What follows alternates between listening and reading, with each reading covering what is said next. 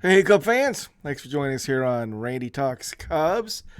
Disappointing finish tonight in St. Louis. Cardinals take it 7-6, and we dropped to 27-25. Brewers won today. We're now 3.5 games back.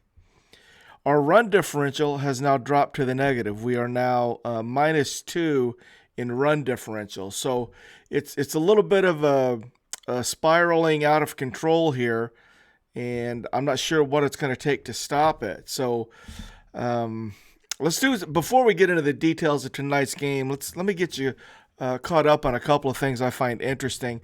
First one is Drew Smiley was activated and Jose Cuas was sent down, and I don't think that surprises any of us. Jordan Wicks pitched yesterday for the Iowa Cubs. He goes 2 innings, gives up 2 hits, no runs, strikes out 3, and he threw 33 pitches. So Smiley back, Wicks looks like he's close, so that is certainly good news.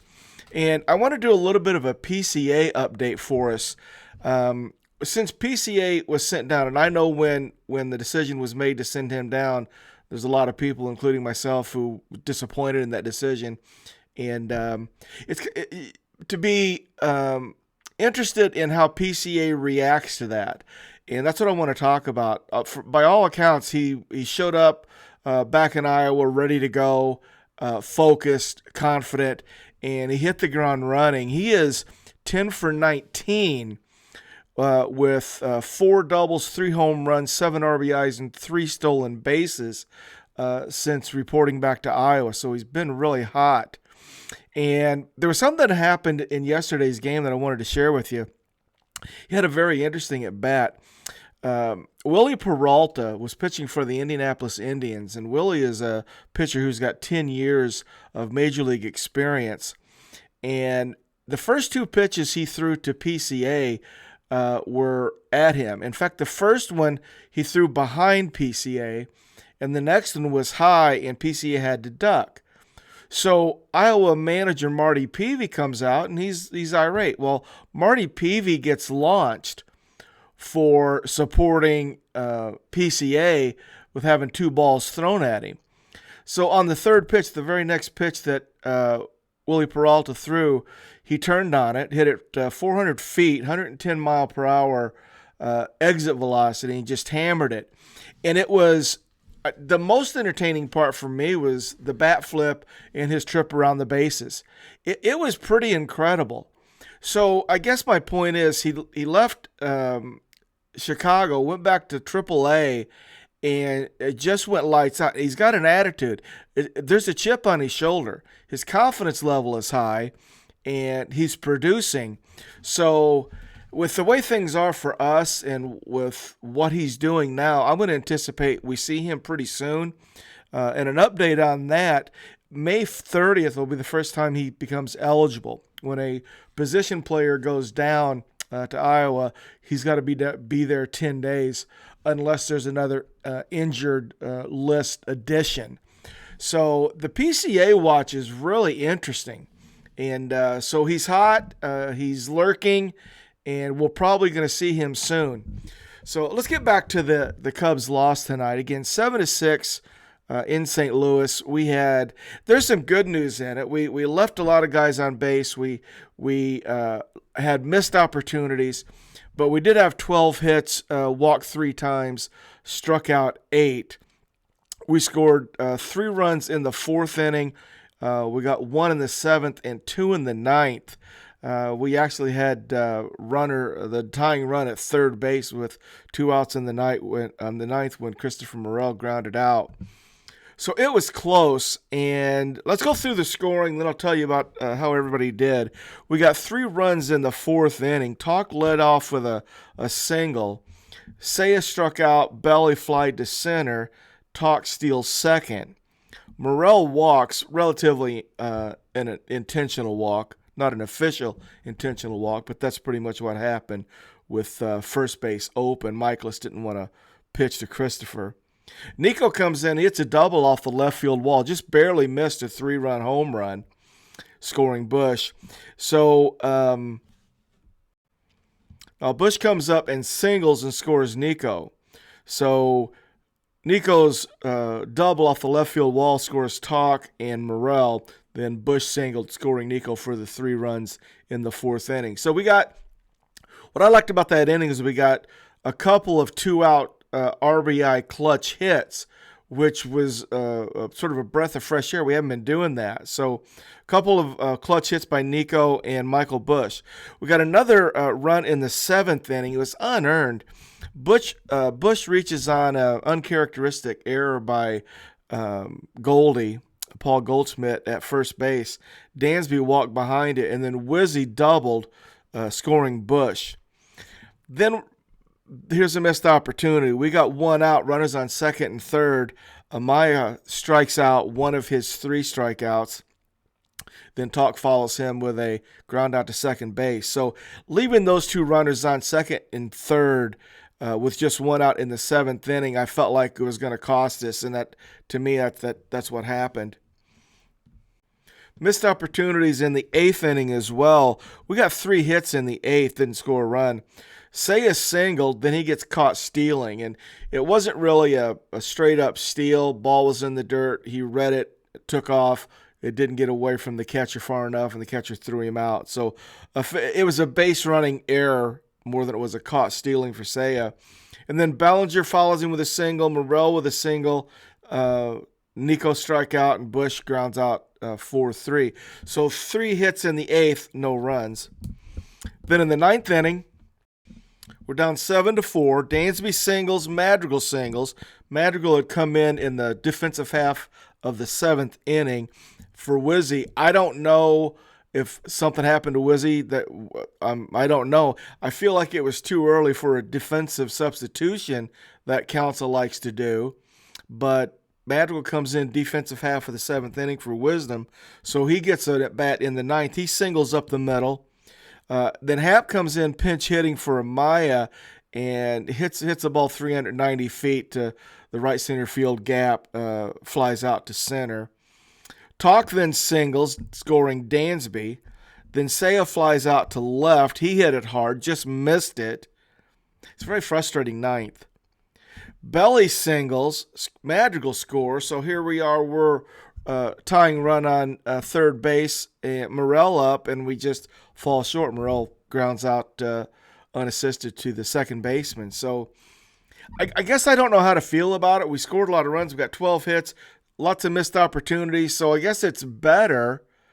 I guess it's better. That's sort of how we're going to look at it. We left 7 on base. We were 5 for 13 with runners in scoring position. Tauch led off playing left field. He went 2 for 4 with a walk, an RBI, and a run scored. Seiya, I'm going to say Seiya looked a little better tonight. He goes 1 for 5, a little better than what he has been. Belli went 2 for 5 with an RBI. Christopher Morrell went 1 for 4 with a walk, run scored. Nico went 2 for 4, had that 2 RBI double. He scored a run. Bush went 1 for 4 with an RBI and a run scored.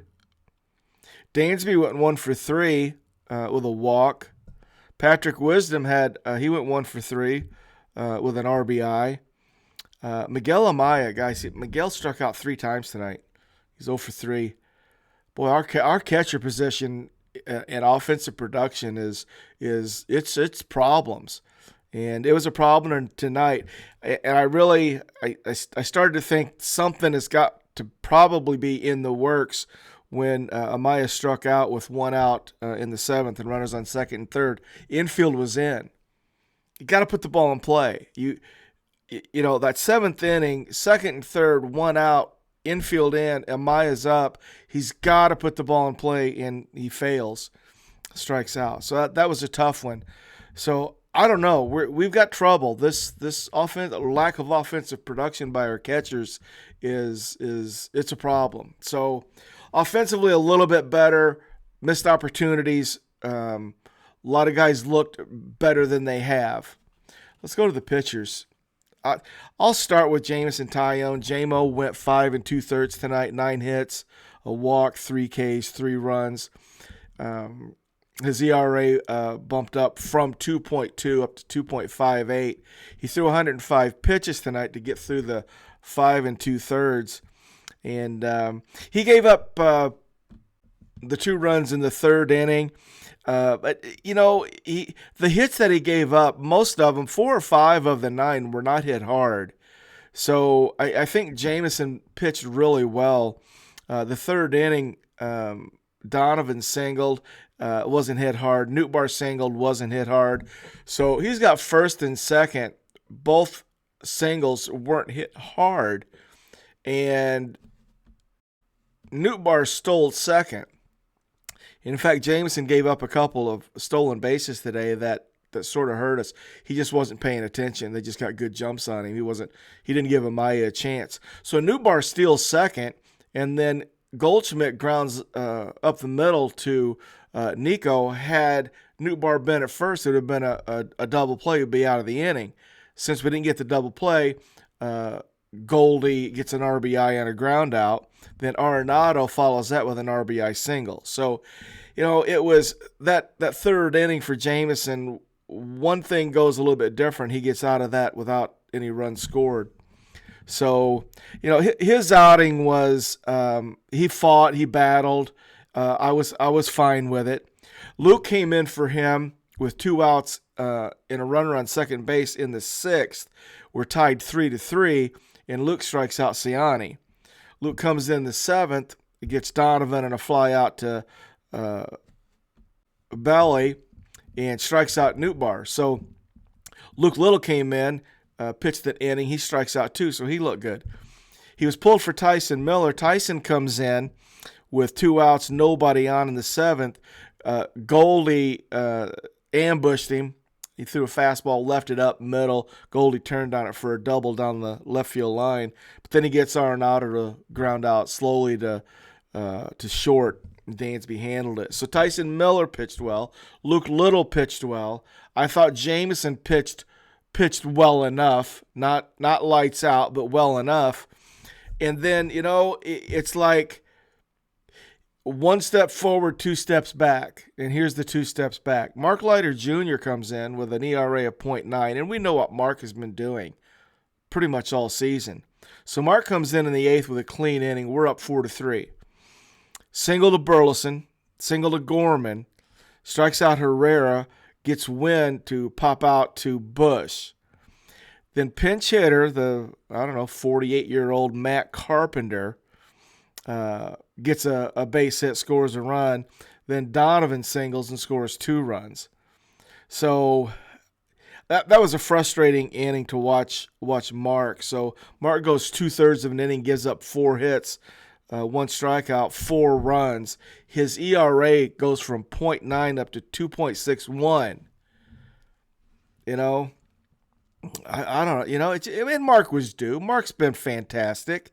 He was due to have a little blip, but the blip came here. It's tough, we did enough, and Mark Leiter comes in and does what he's been doing. Cubs win that game, but Mark had an inning that you're going to have occasionally, and it was tonight. Porter Hodge comes in 8th inning with 2 outs, runner on first, and throws a wild pitch with Nootbaar up. And then Nootbaar triples, scoring Goldschmidt. So that is the 4th earned run charged to Mark Leiter that Porter Hodge let in. So Porter Hodge comes in and gets just the 1 out. It was tough. I mean, lost opportunities. Mark Jr. had a bad outing, and we're not going to get all upset about Mark Leiter. He'll come back and he'll have another run. I'm confident he'll put a run together of 5, 6, 10 outings where he's lights out again. So I'm not worried about Mark Leiter. It's just he was due for one, and it happened here. So a little bit disappointing. All we can do is keep fighting. The Brewers look like they're playing really well. The Cardinals are now hot. They're a couple games behind us in 3rd place, and we do have reinforcements coming. Our catchers are a problem. Something is going to have to happen, and I think PCA, when he's eligible, I think he's coming back. That's my prediction. I feel like we need that energy, we need that electricity that he brings, and I think I think when PCA comes back this time, I think he's back. I think he's here. So with what he did in his second stint with us and what he did when he went back to Iowa and how he looks, I think he could be ready. And but we're kind of in a fork in the road. We're spiraling downhill. We do have some things coming. We got a sod going tomorrow against Sonny Gray, and Sonny Gray's ERA is 2.87, so he's no picnic.